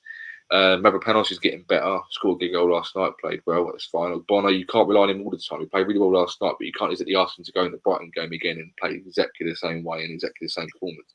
So go out and get another centre back. Either that or keep Kerr and play Kerr centre back, or play Johnson centre back, whatever you're gonna do. But the one thing I would do is get a cover for right back as well, because if you've got to put Kerr right back or Johnson right back, you do it. Because when I watch Kudus and Safal, and I love Safal, I think he's 100% effort. You know, he's a new rep cut, maybe like with technical ability with it. But Kudus, if you watch him throughout the game, Kudus gets frustrated with Safal because Safal's not at Kudus' level, and Kudus has to defend more to try and keep up with the fact that Safal hasn't got the pace to keep up with pacey wingers. Didn't really have much trouble last night. They were pretty good last night. I think Martinelli didn't really cause much trouble. But when I watch him more, the times that Kudus' head goes down because he knows that Safal's not passed the ball back to him quick enough, or he hasn't kept up with the pace or something like that. So going forward, I would think about getting a pacey right back in or a full back in. But the first thing I'd do is probably go and get the back line sorted out. Centre back, cover right back, and cover left back, like James said. It's really astonishing to me, and I agree with you, by the way, Luke, on the centre back issues. It's astonishing to me, given that has been an area that Moyes has actually spent a lot of money on. That we're still in this position where we feel like we still have to go spending money on centre backs to tighten up at the back. You know, like, it's astonishing. We shouldn't be in this position. A lot of money has been spent on centre backs at this club under Moyes. A lot of money, but I agree completely on right back. I like Safal. You know, he's a consummate professional. He gives his all, always tries his best, and he does do some good things. But I think that's an area. I think that's an obvious area where we can improve at right back. If we could get a right back in who could do the same or better as Emerson is doing on the other side, I think that would be of huge benefit to us. For us to carry that same kind of threat down both flanks, I think would really improve us massively. I think we'd score more goals, particularly on that side. But Budgie, what areas would you target in January if it was up to you? Similarly, yeah, I think I agree with Luke there. You know, centre back definitely, right back because for the same reasons that Luke highlighted, and I would also say that it's kind of imperative that we've got someone out on that left wing. We need a left winger, somebody that's gonna play. Well, that's been playing there, that knows the job, knows what's required of him. Got a left foot, got a right foot. You know, we need somebody of quality out there. At the moment, you know, we're utilising central players. That's not good enough. That's just not good enough. You know, the only left-sided attacker that we've got, he won't use, Maxwell Cornet. Now, a lot of people might have criticism of Maxwell Cornet, but in a West Ham shirt, I challenge anyone to criticise him because we ain't fucking seen him to criticise him. You know? So, you know, like any criticisms of him are unfounded. You know? He's been, you know, people say like he's always getting caught offside and that. He's played 48 minutes of bloody football for West Ham. Like, well, probably a bit more than that now, but, you know, it feels like he's played less than a full game. And, you know, you can't judge somebody on one, you know, a few short appearances like that. So, you know, I'd like to see him being used out there. And, you know, maybe if he's not going to use him, move him on and find someone that will be used out there. And I think really and truly the only other cover I think that we should be looking at is cover for Alvarez, central defensive midfielder. somebody that's willing to drop back into a back three with the other lads, Flynn like Downs. Alvarez does. Flynn Downs. Okay? We've already got one on our books. Controversial little Sergio. Oh no, yeah. I won't go there. I won't go there. But yeah. No, but Well- you know, I mean, I think we, you know, a cover for Alvarez. I'm not saying that we should find somebody that's going to replace him, because clearly at the moment we don't want him replaced. You know, I mean, he's pulled that shirt on and got the bug, hasn't he? You know, I mean, he kind of loves this club already, and you know, I love watching him play because he enjoys his football so much. But yeah, cover for him. Somebody out on the left, cover for the right back, maybe another central defence. You know, and you could pick all them lot up for less than 50 mil, all four of them positions. James, where would you be targeting? I heard what Lou was saying earlier about centre half, but I think Alvarez, as Budgie said, can cover that position. So I think we might be okay to the end of the season with there, but I do think it needs to be addressed in the summer. I think left back is a major issue at West Ham. Take Emerson out, we're a completely different side, like completely different side. So I think we need a covering left back. I think is it Matson at Chelsea wouldn't be a bad Chelsea, shout. Go and get him out of there. I see someone in the chat mentioning Carl Walker-Peters from Southampton. I'll drive Danny Ings to Southampton and drop him off in an exchange deal for that. 100%. For me, we do need a covering defensive midfielder, because I think Alvarez is so key to this team. Like, we've seen it. You take him out, you get against a one-man show. Take him out, we're not the same team. So, and I don't think we need a left-sided winger. Obviously, we can't do everything. Do you know what I mean? But it also depends who's going out. Like, if Tilo's going, Benny's going, like, we might have to keep a couple of these players just till the end of the season. But yeah, listen, I think a DM is important. I think a left-sided player is majorly important, and I think a right-sided player is important. But the left is more important than the right, though, for me.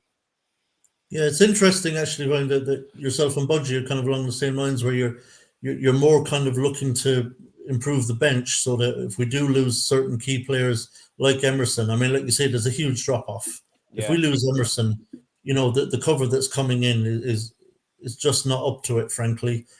And we'd possibly have the same problem on the other side, on the right. If Safal gets injured, there's no obvious player there that you could put there and say, yeah, he'll be as good or close to the performance level of Safal. Kerr doesn't play well out there. Johnson's had very little game time. They could both maybe do a job for a game or two, but not for any kind of length of time. So it does seem, I think probably in the summer we'll see that. I think we'll see a lot of the current bench players leave and a lot of new bench players come in.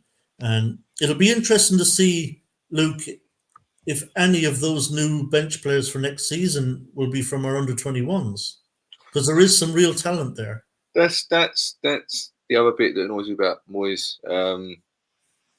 Well, I get frustrated because he's not big on the youth, and I wouldn't have been so peed off.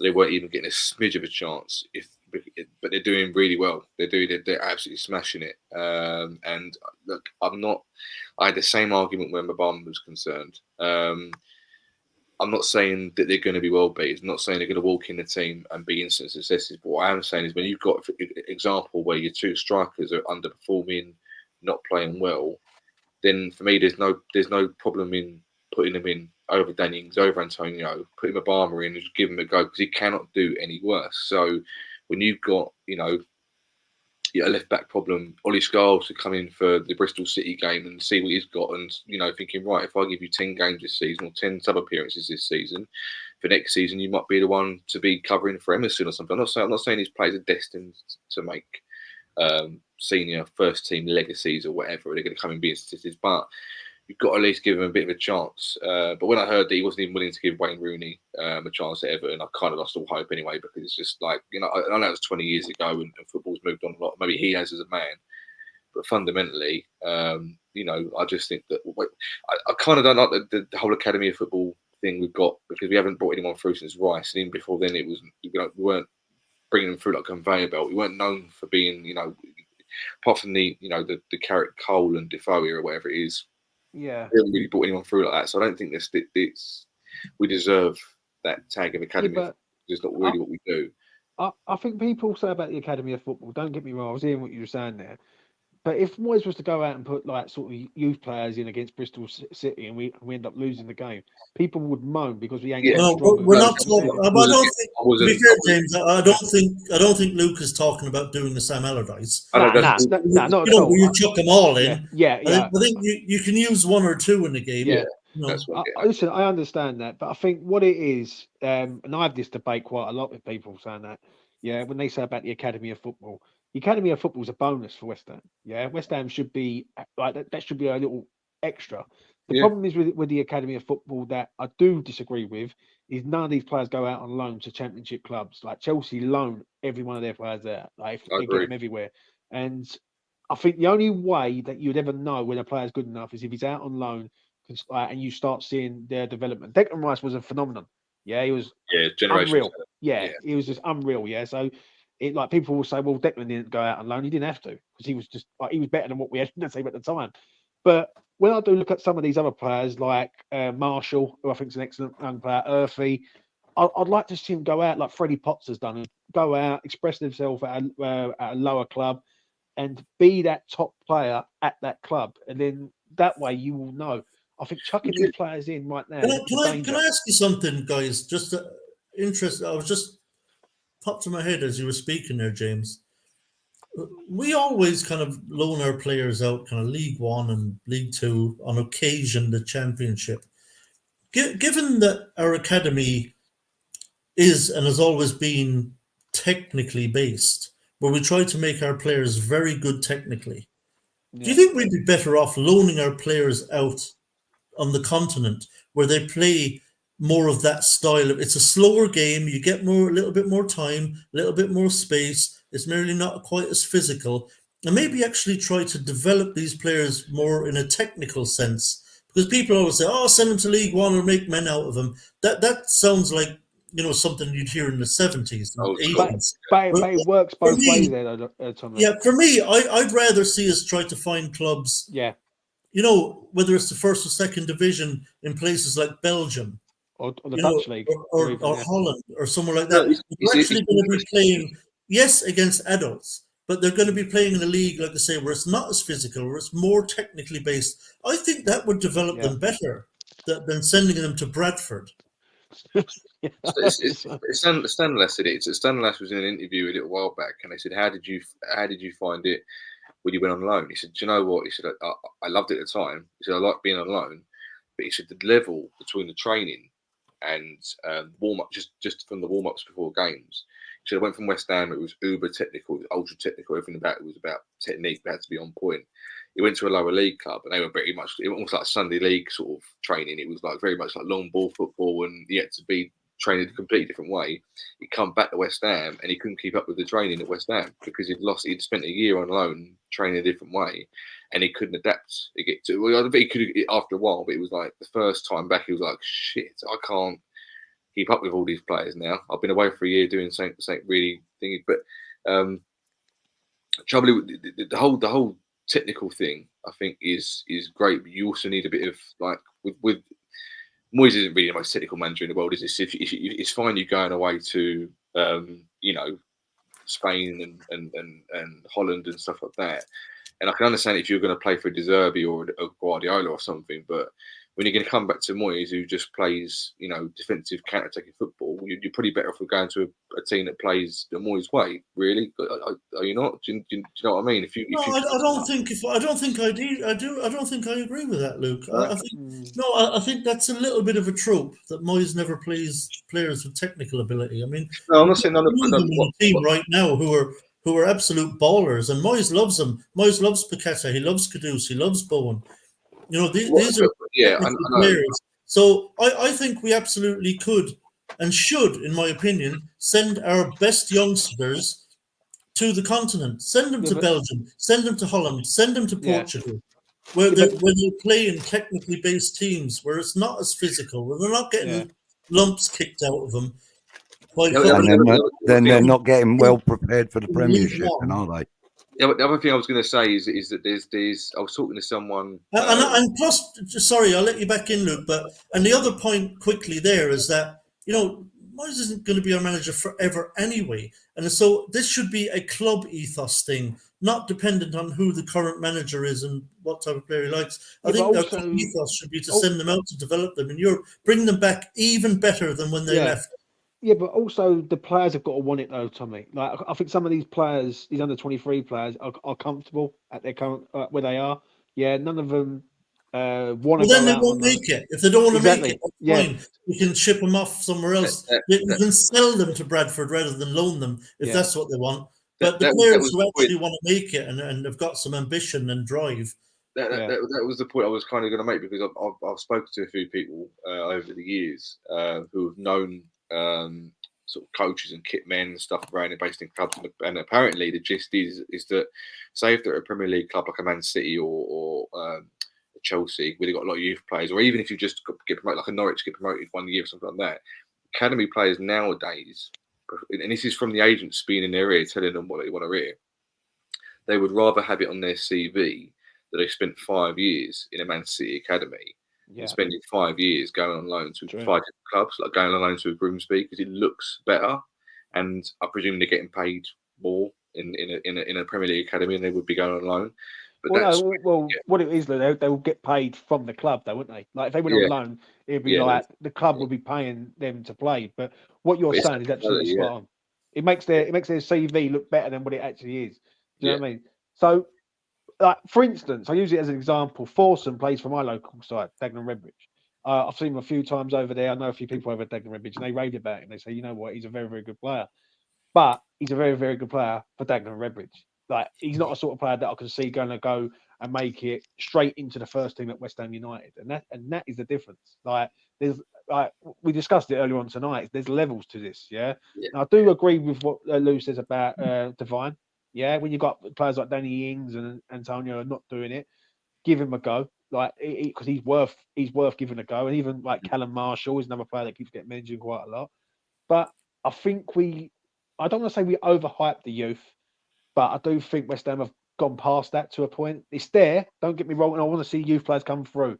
But then people would moan and say, well, we're going to give these youth players a go, but where's the signings that we want? Like, you can't have it both ways. Do you know what I'm saying? So there was a thing, wasn't there? There was always that kind of caveat that every team needed 3 players in their position. So you'd have the main starter, you then have the cover, and then the third one would be a youth player. That was what it was meant to be in most Premier League clubs because of the money for it. So it would be like cup games. You'd have the cover player playing with the youth player as sub, and then that would wait throughout the season. They'd get rotated when it was because now no matter how good you've got a youth player who's just say on the right wing, he ain't getting over Kudus and Bowen. And if he is, he's got to be fucking good and take his chance when he gets it. So there is that.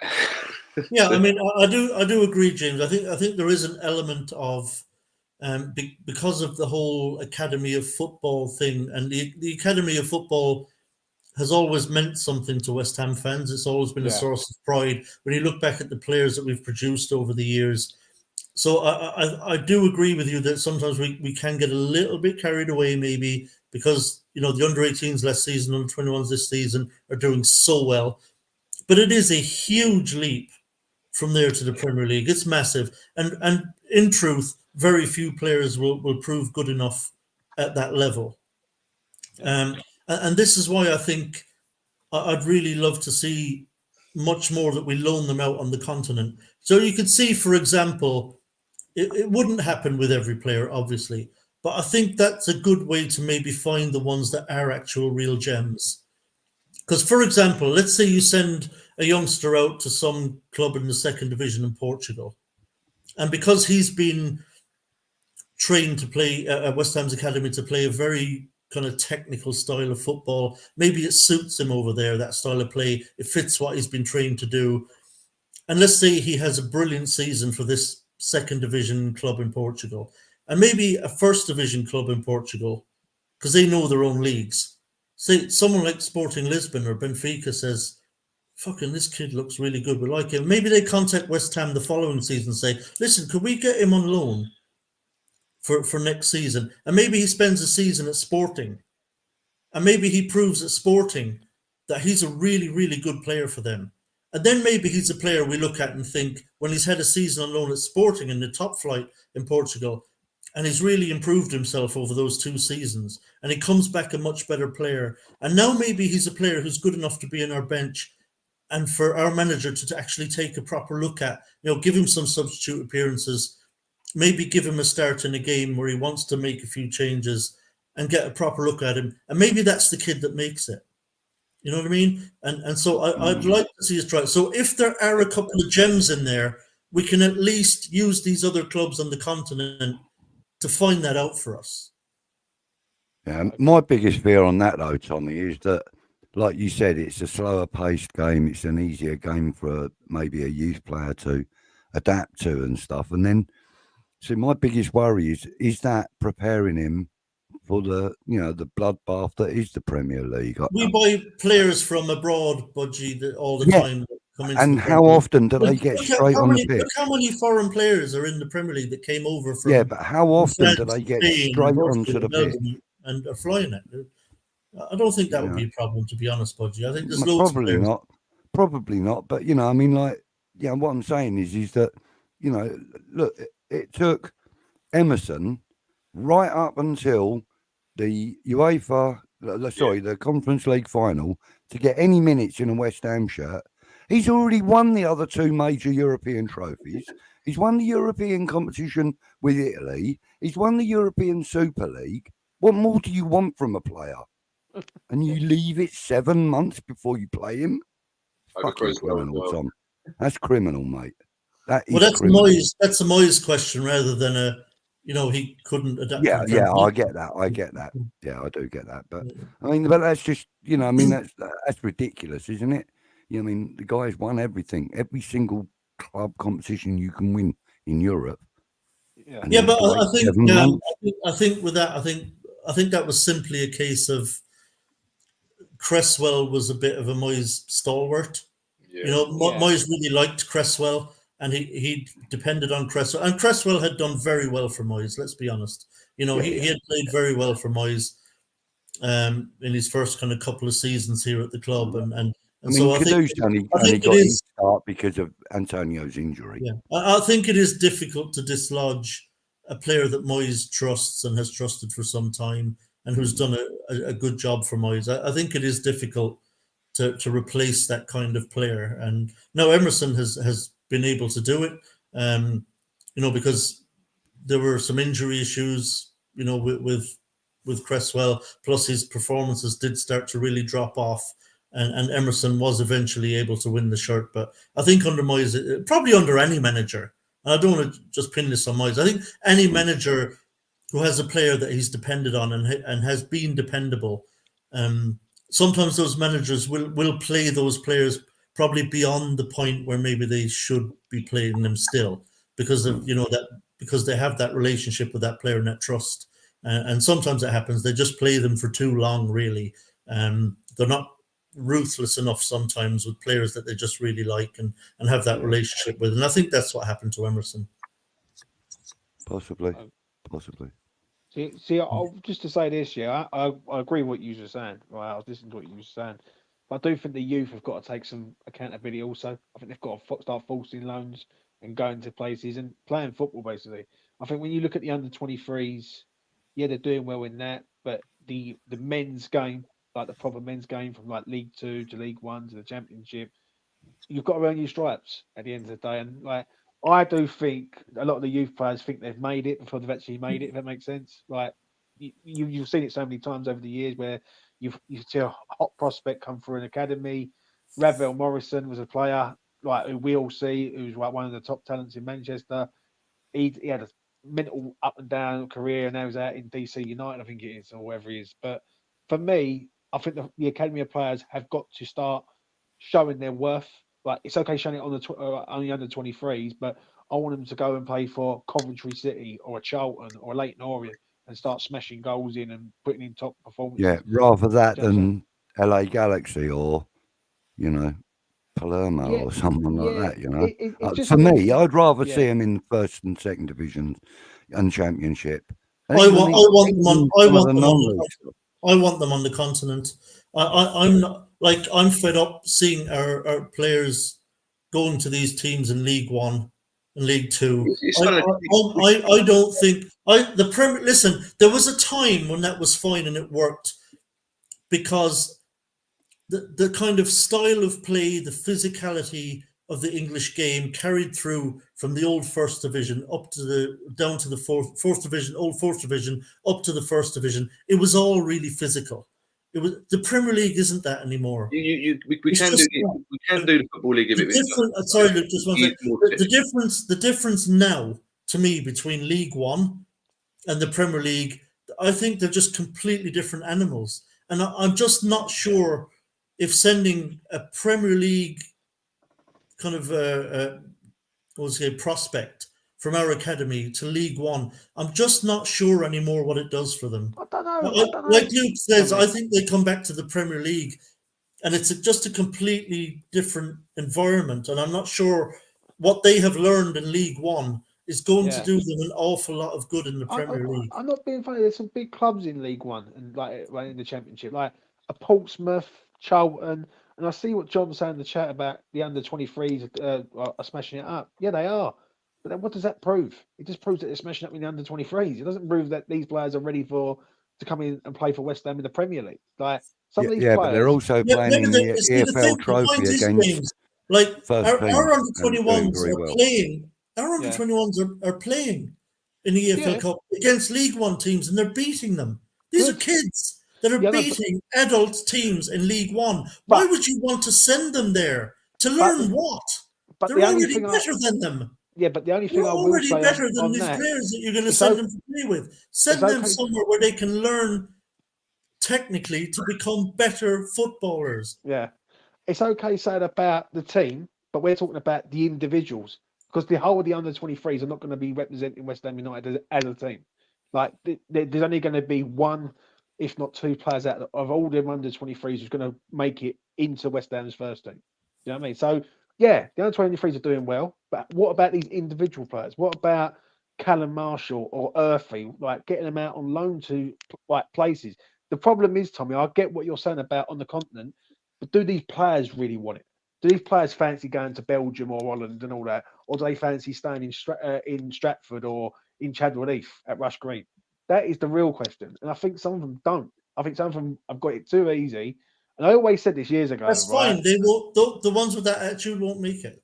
Yeah, but like Josh Cullen done it. Josh Cullen went to Belgium and he's at Burnley right now. He's not really getting a game for Burnley, right? Is he a Premier League standard player? On paper, he is, but he's a Championship player. Yeah, I think it was probably too late for him. He was 24 at that point. Yeah. And he went to Anderlecht. He went to Anderlecht for one season. Yeah. And then even Reece Oxford. Reece Oxford's another prime example. Right, he was the biggest thing to come out of West Ham at 16 years old. Right, that day when we beat Arsenal, funny enough, with Billage, he was at an absolute masterclass performance. You don't hear nothing of that geezer anymore. He's out in Germany somewhere. I don't even know who he plays for. Oh, I know, but like you can obviously pick out individuals. Yeah. But I mean, if it was a club policy where lots of our players are going off, like I said, there's only going to be a couple of gems. You know, it's not going to be that many that prove to be. Sorry, Luke. We did at one point, didn't we? We had a partnership with Venlo, Vivi Venlo in Holland. When we had, I think, about 10 years ago or something like that. We had. I don't know what happened to that because we were meant to be doing a Chelsea. We loan out about. We need to be like Chelsea and loan all our players out. Like, just get them to clubs. The trouble is, as well, is that I think we're doing the EFL a bit of an injustice here because we're thinking of it as the like EFL for long ball merchants and Sunday League football. It ain't. It's a lot more technical nowadays than it ever has been. And it's still tough on the players. You know, I mean, we don't want players that are going to go abroad and learn how to fucking fall over, roll around on their arses, and as soon as the whistle blows, jump up and run 400 yards at full pelt. We don't need players doing that, Tom. What we need is players that get fucking taken out. They get up, they got chunks taken out of their legs, and they carry on playing. Why? That's what this game lacks these days. Why? That's not going to happen in the Premier League. I know what you mean, but it's not as much as I totally understand that. When you watch the Premier League nowadays, I don't think it happens as much as it used to. I think now we're more continental than the continentals are. We just as good. We play football. Most of these Which is teams why people get Yeah, but- frustrated with the likes of Paqueta and that when he goes over and Yeah, starts but rolling wouldn't you around say like a though big the girl. championship? Wouldn't you say the championship is the perfect league then for someone like? Because for me, I understand what Budgie's saying. I actually agree with him. Like, if you're gonna they've got to learn the hard knocks of Yeah, I the know. English game. I know Yeah, what you're saying. it's okay going to the Belgian league, but if the Belgian league's a slower pace and you come to the Premier League, it's a completely different ball game. Like, Yeah, at you're least going to with the be well out championship, of Yeah. your depth. yeah, I agree with on that. I really do. Like, That Callum Edwards, isn't it? Is it Carlos Edwards who went from Tottenham to Sporting Lisbon? And Marcus Edwards, his name is. Marcus Good player, Edwards, very good player. Marcus, yeah. he's one of their better technical players, but I think Very he's been linked with a few moves to. But it was. I don't know if anyone's heard it, but Allardyce was talking about it the other day. They said, "Do you think you'll ever get another job in football?" And he said, "Well, I would, but I'm too old fashioned." He said, "What do you mean by that?" He said, "Well, most clubs now, when they interview managers, they say what style of football you're going to play." And he apparently said to a few of them, he said, "Well, winning football probably." And he went, "Right, but how are you going to win the game?" He went, "Well, by doing it. No, we want you to play like Man City." Basically, it's now a requirement that they want managers, young managers, to come through and play the and play the sort of like possession-based football, threat back sort of thing. And if you don't want to play that, you don't get a job anymore. I don't know if it's that's him saying it because he's an arrogant tosser. So maybe he's been a bit defensive. Well, I think that depends on the club. I mean, maybe, but it was. I doubt if Sheffield United would take that attitude, but but I think if you're talking about a team who are looking to be in the top 10 in the Premier League, I don't think they want to be spending £200 million in the summer to play Allardyce ball, to be honest. You know what? Just staying on the Allardyce thing for a minute. He came out with one of my all-time favourite quotes in football. He said, "If my name was Allardyce, I'd be taken a lot more seriously." It's true. Spelt the same way, but said with an Italian accent. I don't know. I laugh when he said that at the time, and it's always sort of followed him around. He's Allardyce, but I think that was him being a bit defensive in that, I mean, the media have always loved Allardyce anyway. You can't say anything to Allardyce. But he was also a bit of a clown. He was. I liked him at the start, but then I didn't realise he'd done an interview where he slagged off West Ham, the traditions, what it was all about, and I thought actually this and ever since then with the cup in the ears and stuff like that. It's funny because I still class some of David Moyes' football as Allardyce football, or worse than that. That's just me personally, but I've had conversations with people who they couldn't stand Allardyce because he was anti West Ham, just everything he stood for, regardless of the football he played. And Moyes, they like Moyes for the same reasons as they hated Allardyce. It kind of, I don't know, I just find it all very, very ironic. Because, and it's ironic actually, because when I remember when his last season at the club, they told him they weren't renewing his contract. We was in the top 4 at the time. They said we're not doing it. We're going in a different direction. And I'm just wondering myself is that Moyes' stock is really high outside West Ham. I think most clubs would be looking to get him in. Maybe about, I'm not sure maybe any top 6 teams, but maybe the top 10 and below. And I'm just wondering if because this contract talk isn't going to go away. Every time we win the game, everyone from now on it's going to be going on and on and on until he signs it. And I'm just wondering. Maybe we should put a listing on Indeed for him or something. Do you think? Well, my worry is that if he's still the manager and they tell him in, I don't know, February, and said we're not going to renew your contract, because that's very much a Sullivan thing to just shoot himself in the foot like that. If he goes, you know what, fuck this, I've bought you 3 years of Europe, I've won you a trophy, I've done all this, you're in a good position in the league, blah, blah, blah, blah, blah. If you're not going to keep me on, then just fuck is. And then just lets it all go to pot for the next 3 years. I don't see any of that happening. I think the decision will be made after talks at the end of the season would be the wisest thing to do. So like you say, it keeps the club's options open and it keeps Moyes interested, because right through to the end of the season he's going to be trying to make sure that he can get that new contract. But it'll be interesting to see what happens there. But I think that's probably a discussion that will go on for too long, and I got work in the morning, and I'm sure the rest of you got stuff on. But listen, Yeah. As always, guys, it's been brilliant having you on. I think tonight actually has been a really interesting discussion. I've enjoyed every minute of it, and I'm having to force myself to kind of put an end to it. But especially James, you carried us, you put us on your No back. worries, mate.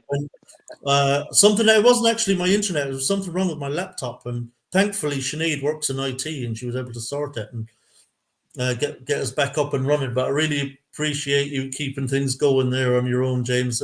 That's Good right, work. mate. Thankfully, you've got experience of that kind of thing. So, Yeah, well done, James. Apparently. Listen, I just want to say this, yeah. I want to wish all you guys a happy new year. Yeah. Cheers. Cheers, mate. Good health for 2024.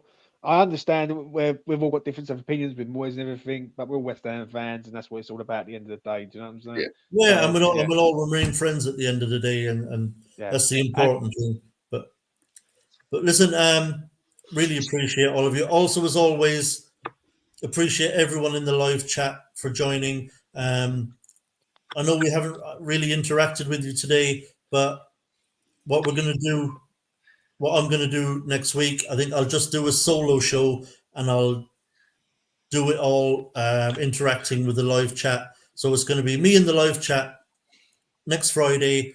So you guys can kind of have your say in, and I can react to what you guys are saying and be a bit more interactive, because I know tonight I've completely ignored you guys. This has been the first video I've ever done where there hasn't been a live comment put up on the screen. Yeah, it's So I have to make it up to the live chat, because I've got some really great people in there who join this show every week in the live chat, and they deserve some great people in they deserve their day in the sun as well. So I'll do that for you guys next week, because you deserve it.